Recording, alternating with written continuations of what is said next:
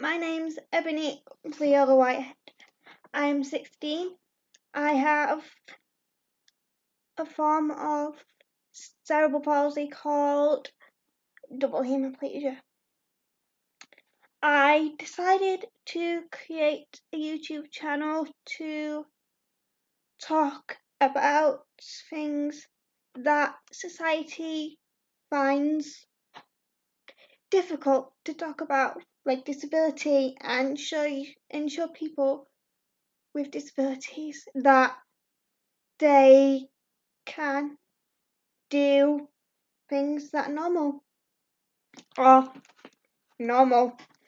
people can do.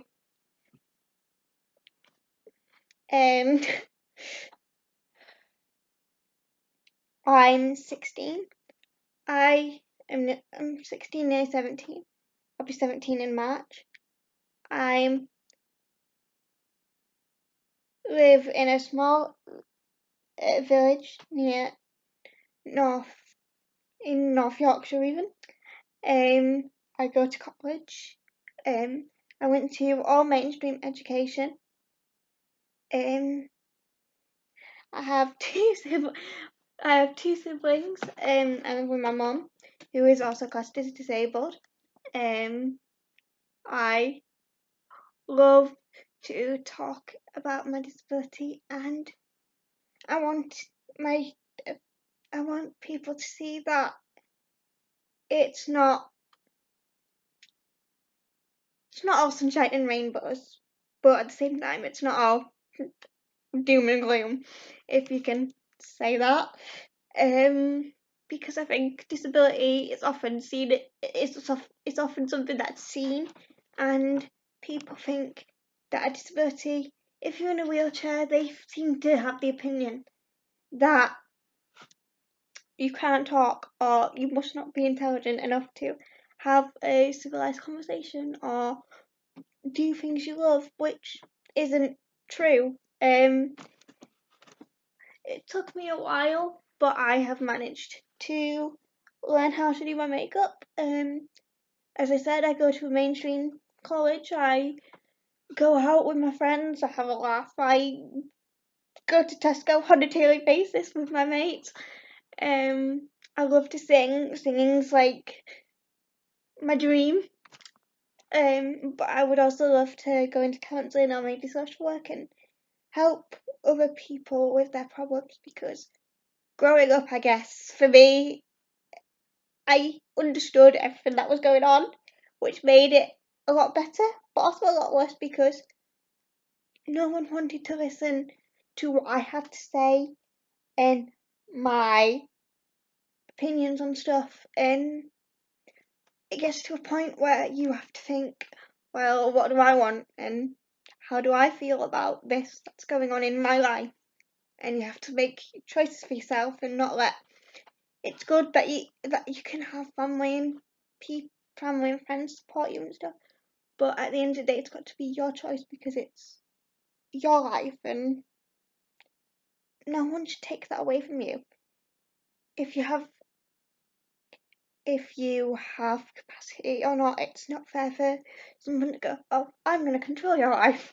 Which I guess is what I felt a lot growing up. I'm still growing. I still have a lot to learn, but it's helped doing the course I'm doing at college because I'm doing a health and social care course, preparing to work in adult social care, which is a lot of it I didn't know, not gonna lie, but some of the things I found interesting, like learning about how much pressure a lot of care companies are under to follow procedures and policies and how many rules there are, because growing up it was just classed as health and safety, the boring stuff that no child with a disability wants to deal with, like hoists and slings and all that fun equipment, because as a child you just want to be a child and you want to have fun. But and then it's the constant risk assessments and people around you learning that you're not some fragile, vulnerable child. You're gonna grow up and you can do stuff, and it took a while for people to learn that. I guess they thought I was. It's weird because I guess a lot of people in my life, they know me for who I am, and they know I'm intelligent, and they know I can do stuff.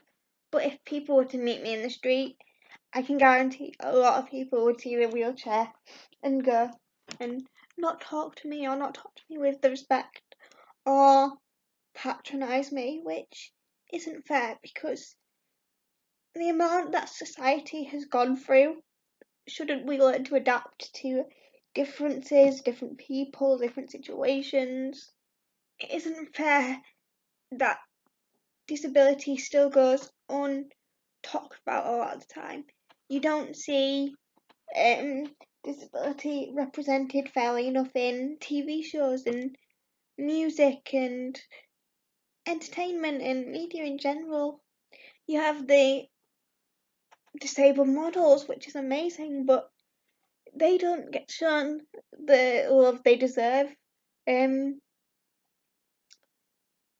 get publicity from Instagram, which is amazing, but a lot of the time Instagram is where they'll just stay because it's difficult for society to accept that there's different people out there and we can all be part of something amazing if we all work together. Didn't know if I was going to talk about my medical side effects as much, but I suppose I will. So I have double hemiplegia, which affects my legs and my arms, not my head. As you can see, or you'll probably be able to tell, I'm in a wheelchair because I can't walk. I was born on the 14th of March 2002. I was 13 weeks premature. There was a lot of problems with my birth, which led to me having to have an operation for my heart because I had a hole in my heart. I had several heart attacks, lack of oxygen to the brain, which caused my cerebral palsy, which is why I have my disability. My disability consists of, well, clearly can't walk. I can't do daily normal activities like getting myself dressed or getting in the shower and doing all that stuff without the aid of a carer or a family or someone to help me, basically. I have hospital beds at my mum's and my dad's, so they're easy to use. But when I go to my nan's and stuff, I have to use a normal bed, which is not just difficult for me to get me comfy, it's also difficult for the people that have to help me, because of their backs, and that's a whole other situation. But I had major surgery in 2015 because I was diagnosed with scoliosis, which is a curvature of the spine. So I have metal rods and screws all the way up my spine from just below my neck to the bottom of my back. I think I was very medicated when they were talking about where they put them in. I've had several hamstring releases, which is where they cut the muscle, the hamstring muscle, to release the tension and try and make my legs less stiff, which kind of seems pointless because I don't actually use my legs. They don't work. Did they not get that memo? Countless operations of pointless pain just for it to not work in the end. Yeah. I've had several. As a younger child, I had several sessions of Botox injections, which they originally did work, and then they didn't because it's like any drug or medication you use, your body gets used to it, and you have to try and think of different ways. More recently, my health has taken not a turn for the worst, but pain-wise, I'm in a lot more pain. I have hip dysplasia, which is a very common condition for someone with cerebral palsy.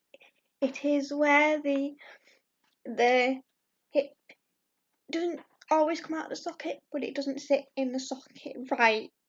I think that's how I should word it. But it's definitely causing severe pain, and the doctor's trying to decide if it's to do with my hip dysplasia or it's to do with nerves and stuff. But I've been on several medications.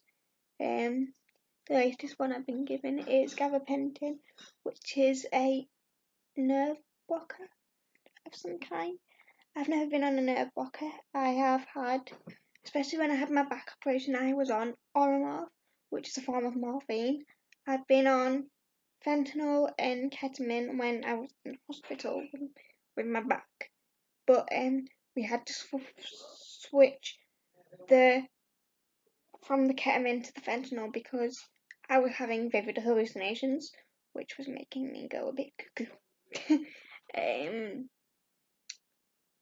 I've had many different wheelchairs.